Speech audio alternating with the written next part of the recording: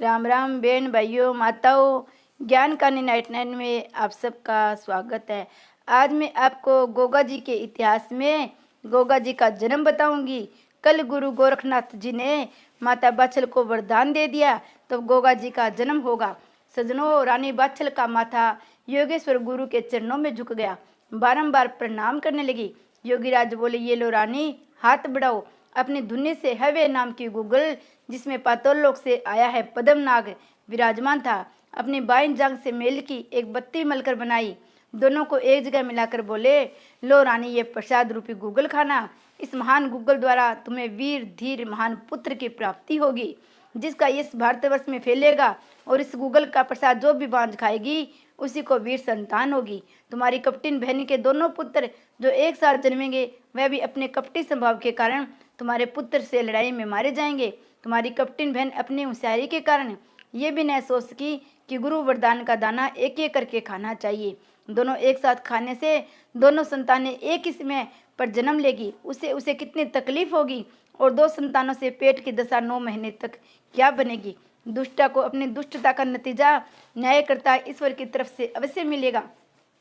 रानी बाछल गुरु गोरखनाथ जी के चरण छूकर अपने महल को आई। अपनी सब सहेलियों को गुरु गोरखनाथ द्वारा दी हुई गूगल दिखाई। गूगल देखकर जो सहेलियां बांस थी, उनके चेहरे फक पड़कर पीले हो गए, मुंह पर उदासी छा गई, आंखें बढ़ाई। अपनी हमजोलियों को दुख दयालु रानी बाछल से देखा न गया। भगवान के भरोसे गुरु गोरखनाथ को शीश नवा थोड़ी गूगल तोड़कर प्रसाद की तरह बांट दी। पद्मनाग ने रानी की जो ये लीला देखी तो अपना वरदानी थोड़ा थोड़ा अंश सहेलियों के गूगल में छोड़ दिया। रानी ने उनसे कह दिया, इस प्रसाद रूपी हवे को पानी में इसके साथ निगल लेना। पंडितानी ने गूगल तुरंत खाकर पानी पी लिया। उसके बाद लूना चमारी ने खाया, दासी को भी दिया। दासी हाथ जोड़कर बोली, रानी जी, हमारी नीली घोड़ी भी बांझ है, थोड़ी प्रसादी उसके दाने में मिलवा दे, शायद उसके भी भाग जग जावे। रानी बाछल ने थोड़ी गूगल तोड़कर अपनी नीली घोड़ी के दाने में भी मिलवा दी। बची हुई गूगल गुरु गोरखनाथ को दंडवत कर परमात्मा का स्मरण कर पानी के साथ खुद खा ली। ईश्वर इच्छा बलवान है। रानी बाछल के साइज घोड़ी को टहलने व पानी पिलाने की तालाब पर ले गया।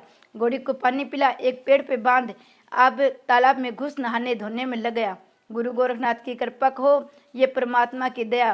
राजा इंद्र का घोड़ा तालाब पर आ निकला। नीली घोड़ी जो पेड़ से बंधी थी, समागम करके उड़ गया और सर्वलोक में अपने स्थान पर जा पहुंचा। सहीश नहीं नहाते नहाते ये घटना अपनी आंखों से देखी और महल के सब दास दासियों को सुनाई। रानी की सहेलियों ने भी अपने अपने पतियों से प्रेमालाप किया। रानी बाछल पर भी गूगल ने प्रभावित किया और उसे गूगल की तासीर का पता अपनी सखियों की तरह कुछ दिन बाद ही चल गया।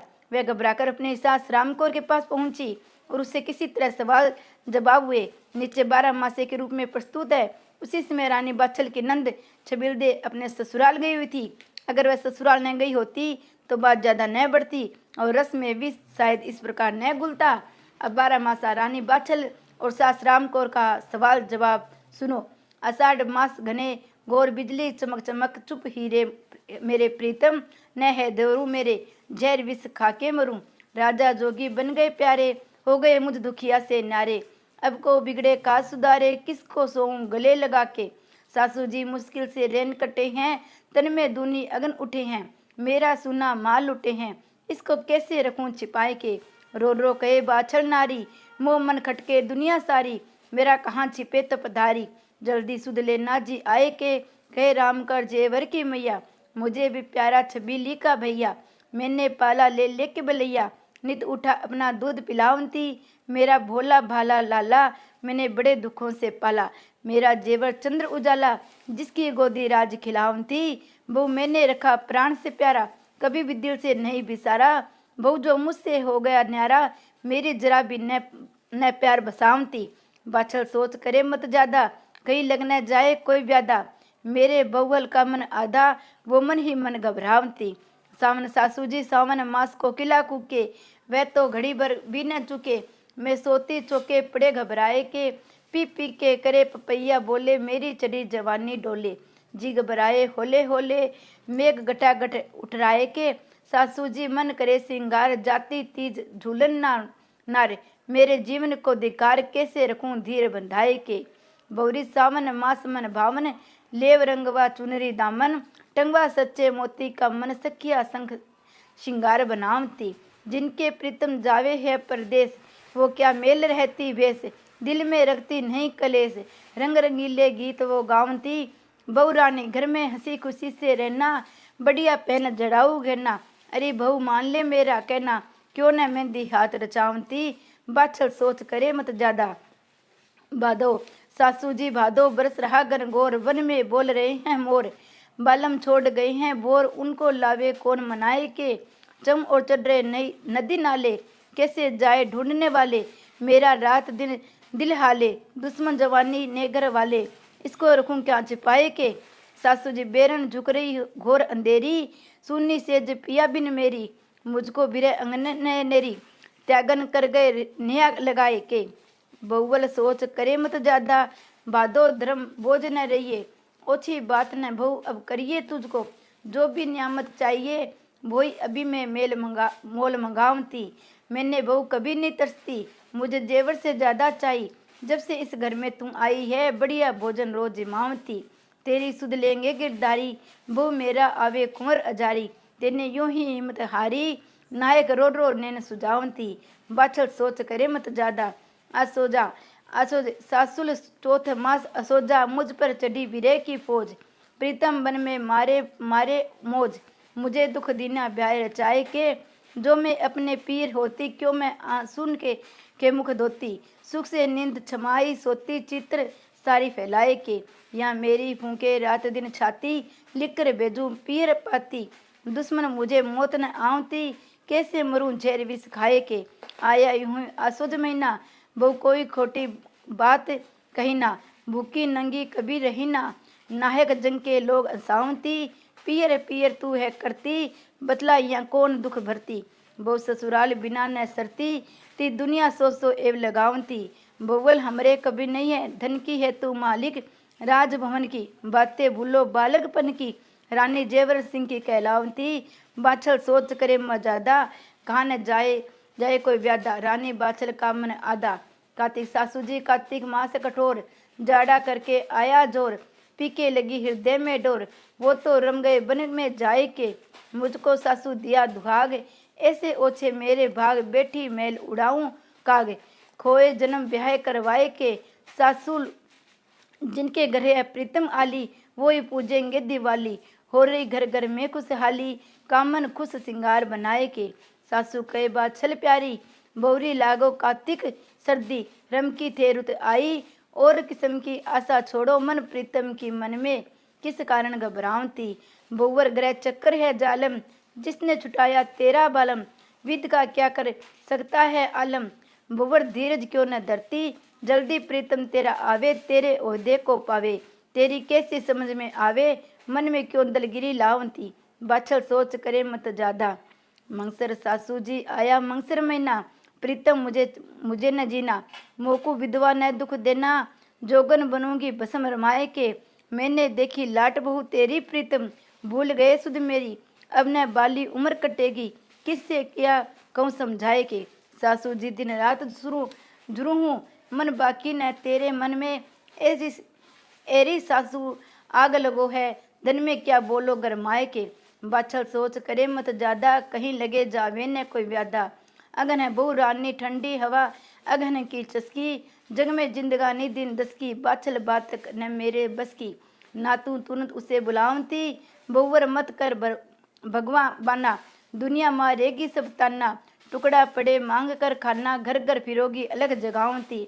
बहु रानी तेने देखे ठाट अमीरी, तेरी जूती ले फकीरी, रख दो चार दिना टूकी धीरो, क्यों कुतवे की लाज उतारती। बाछल सोच करे मत ज्यादा, तुझको लग जावेगी व्यादा, पुस सासू जी धरूं कैसे पुस में धीर, जाड़ा पड़ता घेर गंभीर, मेरा व्याकुल भया शरीर, क्या कुछ कीजिए जतन बनाए के। पिया जोगी बन गए परदेश, जीवन खिलवा नहीं हमेशा, सोरन रूप पड़ जाया कैसा, कैसे मना रखो समझाए के। सासू जी भेजू जिसके हाथ संदेशा, जिगरी मितन होई कोई ऐसा, सासू जी खोटा अपना पैसा, मैंने देख लिया पर खाए के। बाछल सोच करे मतना ज्यादा, लग जाए कोई व्यादा, बवरी पुस महीना खास, रखा मन धीरज और दिलासा, जग में सब जगह हरि का बासा, जिनको ना नारी सब ध्यान थी, मेरे घर सोने की खान खान, जिसको खावे खर्च जहान। हमरे नामी गोत चौहन, मेरे लाल को बुरा बतावती, बहुवर तुम हो राजकुंवर पाल की राज दुलारी। राज दुलारी तुमने क्यों कर हिम्मत हारी, बहु तुझे सब तरियो समझावती, बाचल सोच करे मत ज्यादा, तुझको न लग जाए कोई व्यादा। मेरी बहुहल का मन आदा, वह मन ही मन आद, वह मन ही मन घबरावती। ती माघ सासू जी माघ में आया बसंत, नहीं घर कंद, लेके गुलवंत घर आई मालन, मैं कैसे पूजूं बसंत, नहीं घर साजन। नहीं भाए बसंती फूल पड़ी सरधाल, मन हालन, बिन पिया के बसंत लगा कलेजा जालन। पति बिना सुख गई कुमलाए के, बहुवल सोच करे मत ज्यादा, कहीं लग न जाए कोई व्यादा। रानी बाछल का मन आदा, वह मन ही मन घबरावती, बहुमत मांग मास में तरसे, अब तो हेत लगा ले हर से। आखिर कभी तो इंद्र बरसे, कामन पति बिना कुमलावती। तू तो चातर चंचल चित्रनी, कोई खोटी को नहीं करनी, मेरे बेटे के संग बरनी, जैसे बोया वैसे पावती। तुझे मिल गई नारी कोई दूजी, जी वह बेकवा गई निपुती, मन में न रखे मजबूरी, आखिर खोट बात विचारती। बाचल सोच करे मत ज्यादा, कहीं कोई लत न लग जाए व्यादा। मेरी बबल का मन आदा, वह मन ही मन घबरावती। फागन सासू जी आया रंग रंगीला फागन, बालम करे मेरा त्यागन, होली खेलेंगे बड़ भागन। पी संग धूम मचाए के, कामन आवे बजावे, पति खुशी भी मना ले, कोली भर अदबर अठावे, सोवे पचरंग पलंग बिछाए के। प्रीतम जगर होते मेरे उड़ती रंग बहु तेरे, मलती खूब ही लाल गुलाल गुलाल। अब क्या होवे मन पछताए के, बहुवल सोच बहुरी री आई फागन की रुत खासी। तू क्यों दिल धरे उदासी, पी पी करके रोल मचावती, तेरी सुध लेंगे अविनाशी। तू क्यों न खुश मनावती, बहु भरले देसर रंग पिचकारी, बुलवा संग सहेली मारी, घर में धूम मचा लो भारी, कामन सभी रंग उड़ावती। बाछल सोच करे मत ज्यादा, चेता सासू जी आया चेत का मास, चिंता दी त्याग जाऊं, कहीं भाग जाऊं घर त्यागन, गोरे अंग मल भभूति न वे रागन। वे कैसे साधु लोग लगा दिया वियोग, कहेंगे लोग वियोगन में जाऊं पिया को ढूंढन बनकर त्यागन। मैं जाऊं अकेली संग न लेके सखी सहेली, मेरे राम जी बोले मैं डाल गले में सेली, में जोगन बनकर जाऊं ढूंढ ले आऊं तभी सुख पाऊं, सोऊं गले लगाऊं। बौरी आया चेत बदल गया संवत मौसम, अच्छा हेटी किस्मत, बौरी मत न हारो हिम्मत, मन में क्यों न धीरज धारती, तुम हो शीलवंत संतवंती, अपने कुल की लाजवंती। बौरी फिक्र करो कुछ न बनती, काहे को मन पछतावती। दुनिया उनको चातुर जाने, कहना सास नंद का माने, नर कही तकती कभी, वीराने अपने पति पर श्रृंगार बनावती।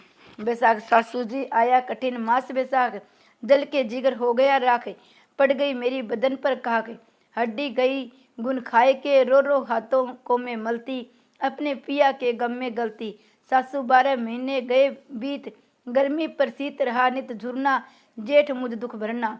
जेठ में क्या करूं जेठ की लाज जाऊं नहीं, भांज न आया आज में प्रीतम प्यारा, पड़े पथरोटे की धूप हुआ दिल न्यारा। अब मेरी उम्र हुई है स्यानी, रुत में पके फल बुराए के, आगर 12 मासे हुए हैं आखिर, बैठी एक नाम पर सांकर, दर्शन दीजो बालम आकर मेरे सारे दोस्त बुलाए के। बौरी जेठ मास सूखा देवे कर, तू गुरु गोरख की सेवा, तेरा पार लगा दे खेवा। क्यों तू नाइक लोग हंसावती, मत न अब रोवे बड़ भागन, नाजुक गोरी बहु सुहागन, कर दे सोच फिक्र का त्यागन। जीवन काये की छिड़कावती, बहु गुरु गोरख के गुण गाना, कासिद के हाथ भेजो परवाना, उसमें लिख दे जिगरी ताना पढ़ते ही आवे जेवर राना, क्यों न उसे खत भिजवा दे बाछल सोच करे मत ज्यादा, मत ना लग जाए कोई ब्यादा। मेरी बउल का मन आधा, वह मन ही मन पछतावती।